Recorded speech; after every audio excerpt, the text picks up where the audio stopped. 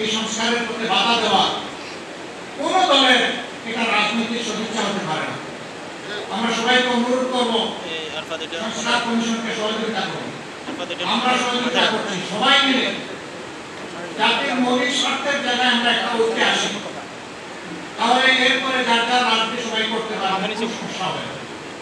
কিন্তু যদি এই জাতির দুর্গন্ধযুক্ত অতীত পচা ময়লা আবর্জনা যদি পরিষ্কার না হয়, আবার যদি এই অবস্থায় একটা নির্বাচন হয়, it will be another genocide election. এটা হবে নির্বাচনকে গণহত্যা করার সামিল।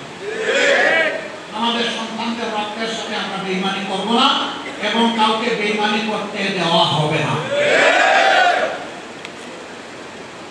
এই সন্তানদের রক্তের মূল্য, পবিত্র রক্তের মূল্য ইনশাআল্লাহ তারা যে আশা নিয়ে আকাঙ্ক্ষা নিয়ে দিয়ে গিয়েছে, সেই রক্তের মূল্য পরিশোধ করার জন্য আমরা প্রস্তুত। আমরা বলেছি আগামী নির্বাচনে আমরা কোন প্রশাসনিক কু শব্দের কুটা শুনতে চাই না। আমরা কোন ইলেকশন ম্যানুভারিং বা ইঞ্জিনিয়ারিং দেখতে চাই না। তাই যদি হবে তাহলে এত এত মানুষ জীবন দিয়েছে কেন?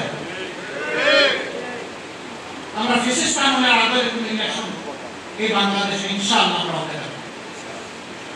আমরা বিশ্বাস করি আল্লাহ তাআলার সাহায্য আমরা পাবো ইনশাআল্লাহ।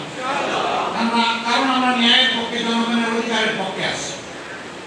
যতক্ষণ পর্যন্ত ফ্যাসিবাদের শেষ চিত্রটুকু বাংলাদেশ থেকে মুছে না যাবে, ততদিন পর্যন্ত আমাদের এই লড়াই অব্যাহত থাকবে ইনশাআল্লাহ।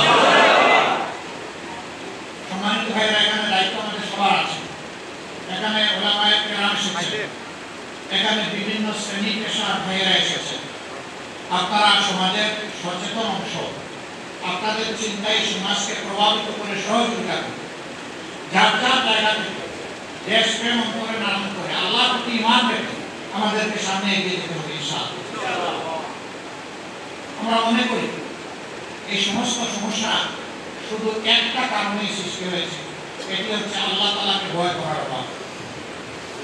আল্লাহর ভয় যার অন্তরে থাকবে, মানুষের অধিকার কখনো তার হাতে নিরাপদ হবে না। মানুষের জীবন সম্পদ ইজ্জত সবসময় তার হাতে নিরাপদ থাকবে। আমরা সেই আল্লাহ তাআলার ভয়ে ভীত সন্ত্রস্ত একদল মানুষের সাথে হাতে যাতে আগামী বাংলাদেশ উঠে আসে, এই জন্য মহান আল্লাহর দরবারে আসে। আল্লাহই সেটা পারেন, আর কেউ পারে না। قل اللهم مالك الملك تؤتي الملك من تشاء وتنزع الملك ممن تشاء।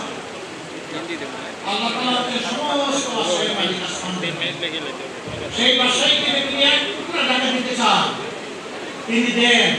আবার যখন কাউকে অনুপযুক্ত মনে করেন অথবা জালিম মনে করেন, তখন তার হাত থেকে আল্লাহ ছিনিয়ে নেন। ওয়ালটন এখন দেশের সীমানা পেরিয়ে পৌঁছে গিয়েছে 50টিরও বেশি দেশে। ওয়ালটন, ঘরে ঘরে বিশ্বজুড়ে।